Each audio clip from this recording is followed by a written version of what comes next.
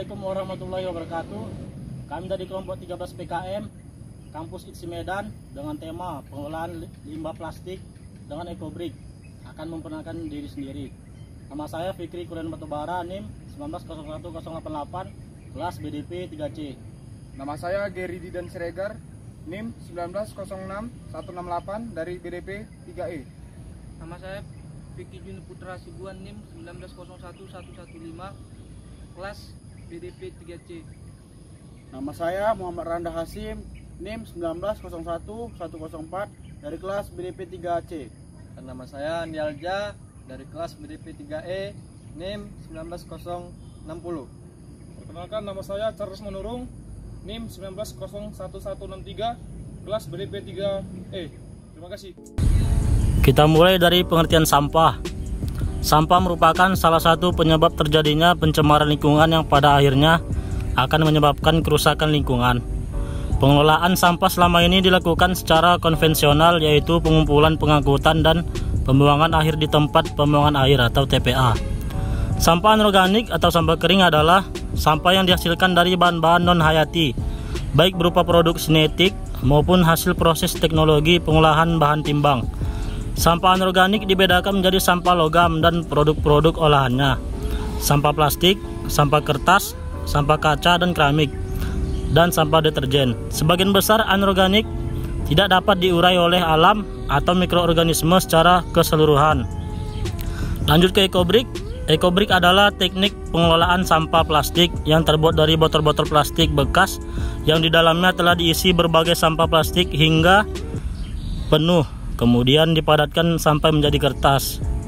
Setelah botol penuh dan keras, botol-botol tersebut bisa dirangkai dengan lem dan dirangkai menjadi meja, kursi, tong sampah, dan rak sepatu sederhana.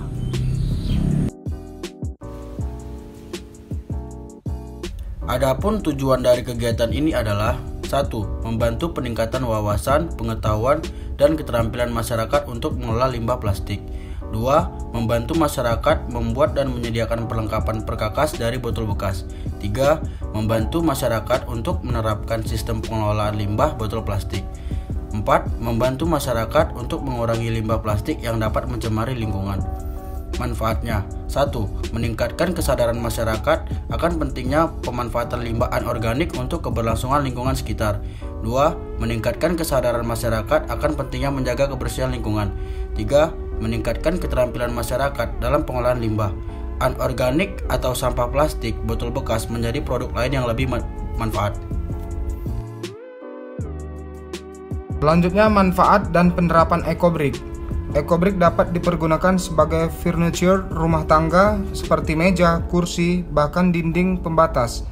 Hal ini sesuai dengan fungsi EcoBrick sebagai pengganti bata yang tentunya lebih efisien karena ramah lingkungan serta dapat mengurangi sampah plastik yang ada. Menurut Zakia, dari namanya sendiri yaitu Eco dan Brick yang bisa diartikan sebagai bata ramah lingkungan, EcoBrick memang bisa dijadikan material dalam bahan bangunan. Kita bisa menggantikan batu bata konvensional dengan EcoBrick untuk membuat rumah. Selain itu, kita bisa menjadikan EcoBrick sebagai furniture seperti kursi, meja, dan lain sebagainya. Beberapa waktu lalu, Badan Lingkungan Hidup Kota Jogja merancangkan Jogja menjadi kota pertama di dunia yang secara formal menerapkan metode EcoBrick sebagai solusi pengelolaan sampah plastik. Selanjutnya, teknis pelaksanaan pembuatan kursi dari botol EcoBrick. 1. Buka tutup botol bekas. Pastikan botol minuman mineral tersebut dalam keadaan bersih, dijadikan sebuah wadah. 2. Selanjutnya, langkah kedua, masukkan jenis plastik yang elastis, misalnya plastik kresek pada bagian paling bawah botol. Lalu ratakan dengan kayu atau bambu tadi. Hal ini bertujuan untuk memberikan satu warna pada bagian bawah botol, sehingga saat nanti balik permukaan kursi terlihat hanya memiliki satu warna motif. 3. Masukkan sampah plastik secara bebas. Dalam hal ini kita boleh memasukkan plastik apapun dengan cara menekan ke bawah dengan kayu setiap memasukkan satu sampah plastik yang masuk. Hal ini bertujuan agar botol tersebut menjadi padat dan setiap lapisnya, sehingga tidak penyok saat diduduki. 4. Setelah itu gabungkan ekobrick dengan lem tembak satu persatu dan susun menjadi bentuk yang dikehendaki, atau heksagonal atau kotak, dengan rapi dan rata.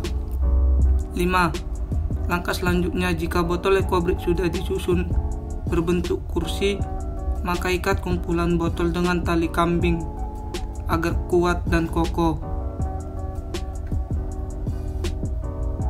Tidak disarankan menggunakan lakban atau selotip dengan perkat.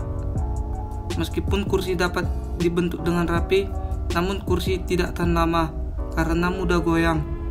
6. Sesudah terbentuk kursi, maka berikan triplek di atas kursi tersebut agar permukaan datar dan berikan busa agar nyaman saat diduduki. Lalu bungkus botol tersebut dengan kain panjang membentuk kursi, lalu jahit kain dengan rapi.